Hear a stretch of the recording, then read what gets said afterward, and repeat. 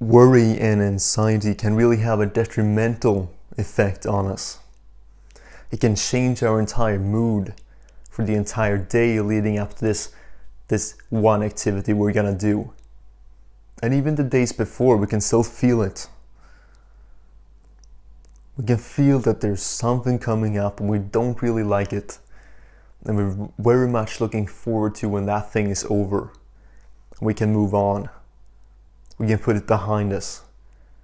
We can make a sigh of relief. And it's very interesting that this one thing that may just be an hour long this specific day can cause so much trouble for us the entire day leading up to that event. And to counter this, I wanted to introduce you to a tactic or to another emotion or feeling that we've felt before, but that we now can use to our own advantage, that we can control how we use it. And this thing is something that you most certainly have experienced throughout your years in school. So I want you to imagine yourself now, it's the last year of middle school or high school, and you know that, hey, this is the last day. After this day, people are gonna go with their own separate directions.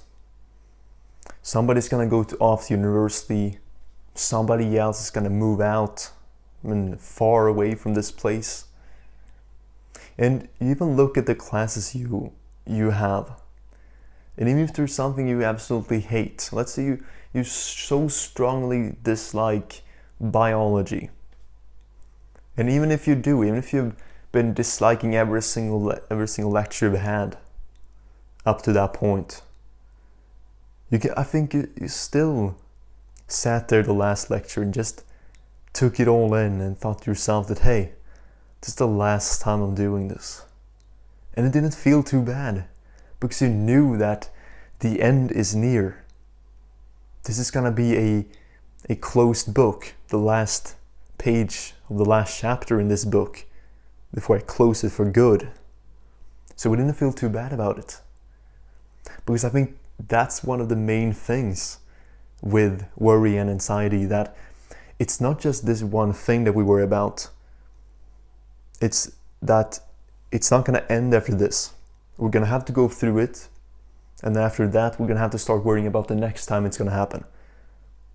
And a great example of that is some kind of practice that you're doing. Because let's say you're doing some martial art, and you know you should go there because you want to be able to defend yourself, and you also like the training to improve your health.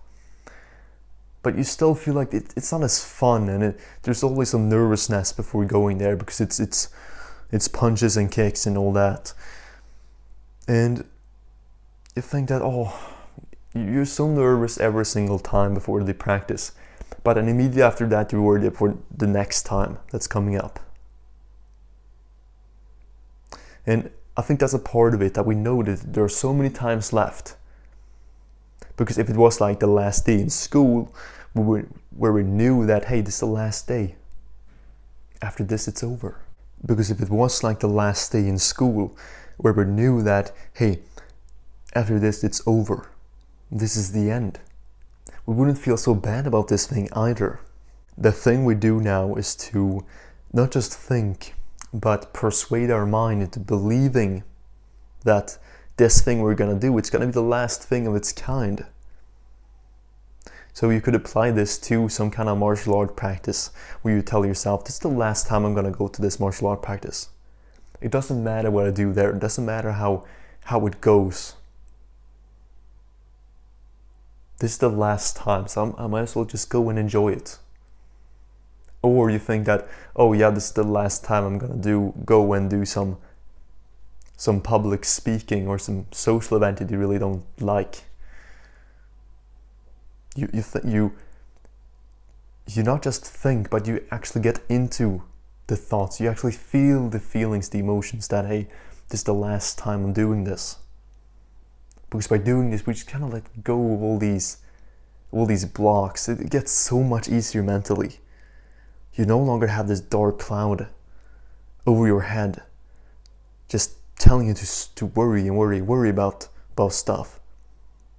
You just kind of like let that go and feel that, hey, this is the last time I'm doing this.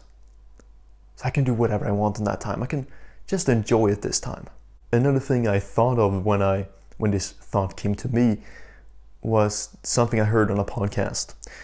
Because the podcast host said that Conor McGregor, his, I think, first professional fight, he just went through it. And then he realized that, hey, I forgot to enjoy it. Because he was so focused on the next thing. Every single second he worried about the next thing, what was going to happen. So when it was over, he realized that I went through this entire experience without actually experiencing it. And so the next fight he had, he enjoyed it. He absolutely did. And there's an iconic footage of him, an iconic photo of him when he just stands with the crowd like this, I think it is. And just, you can see that he enjoys it all. He takes it all in. We must learn to leverage this emotion, this feeling of, yeah, this is our last time. I can do whatever I want this time. Because there's gonna be no more times that I have to go through that. It's a brain hack. You hack your brain, you fool your brain. But you really have to go in and really tell your brain, this is the last time. And no matter if it actually is the last time, you need to tell your brain that it is.